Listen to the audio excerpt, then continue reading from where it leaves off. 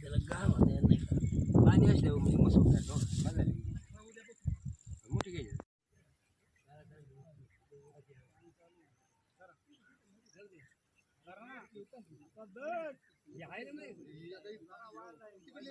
कसे म्हणजे सगळ्या ऍक्टिव्हिटी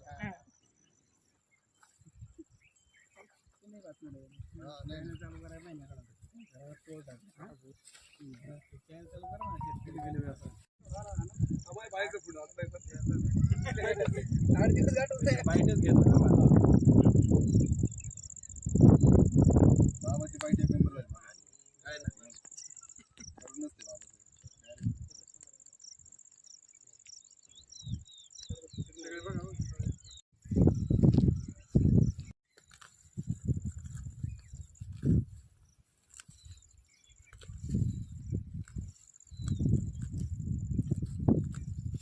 ना.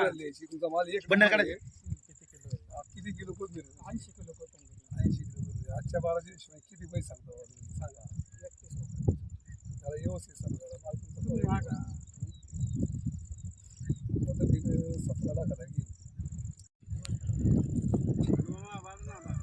लाखाला थोडी बरं का. 21 लाखाला 21 लाखाची थोडी. आता असं करून येणार का आज काय ना बुधवार तिकट रसा करून आणायचं.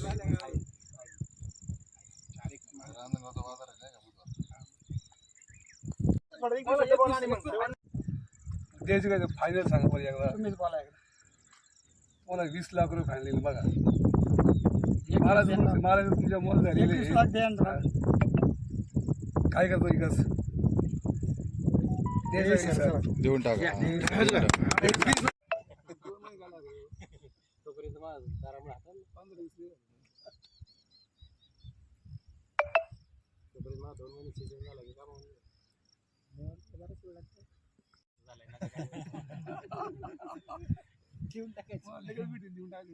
सगळ्यात आमच्या विठ्ठलच्या दारामुळे पाहिलं काय मार्केट आहे.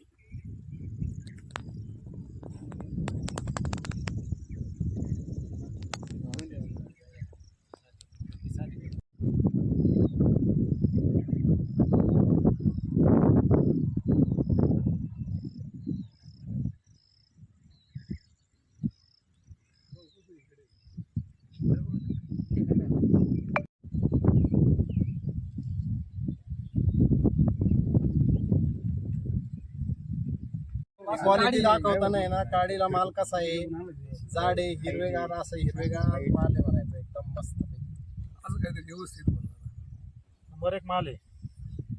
भाव किती किंमत आहे सांगा. किंमत नाही बोलायचं, किंमत नाही बोलायचं.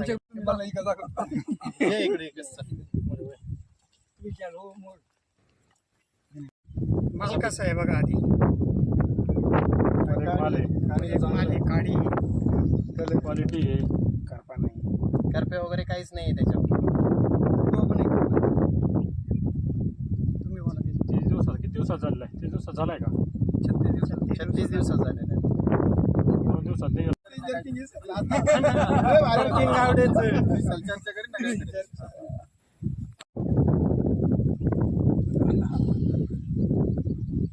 अन्न पुढे माल कसा आहे दाखव त्यांना जरा. सोनं पिकवलंय. सोनं पिकवलंय. फुकाचे काय शेताचं नावच सोनई आहे. या नाव सोनाई. सोनं पिकवलंय. सोनईत सोनं पिकवलंय. माल एक नंबर आहे. हे आता मालाला काय नाव थोडं ठेवलं? गाड आहे नाही तर माल कसा आहे बघा आता बांधलेली म्हणून मालाला काय नाव ठेवायचं आहे?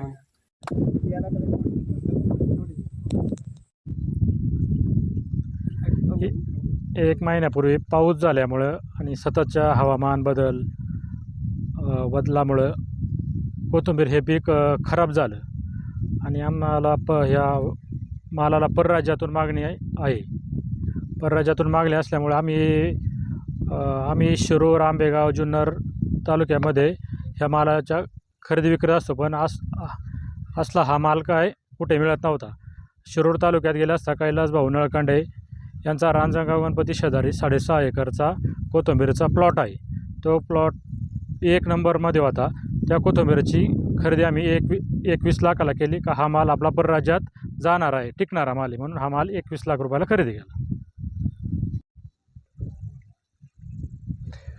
गेले 30 वर्षापासून आम्ही शेती व्यवसायाकडे पूर्णतः वळालो होतो.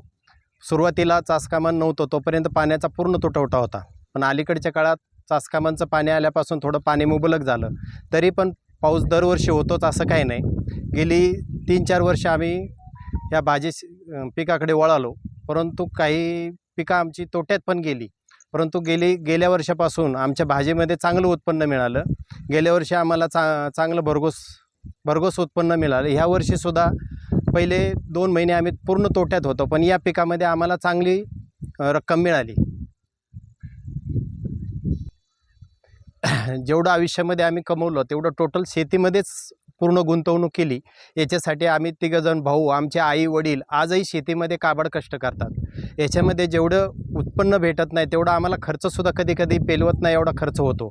परंतु आमच्या थोरले बंधू कारभारी त्यांनी आम्हाला पहिल्यापासून प्रोत्साहन देत शेती एक ना एक दिवस आपल्याला साथ देईल असं म्हणत आम्ही सर्वजण याच्यात कष्ट करून आजपर्यंत शेवटपर्यंत पाण्याचं नियोजन करून, खताचं नियोजन करून, काबाड कष्ट करून आज या स्टेजला आम्हाला पहिल्यांदा लक्ष्मी दार्जिन झालेली आहे.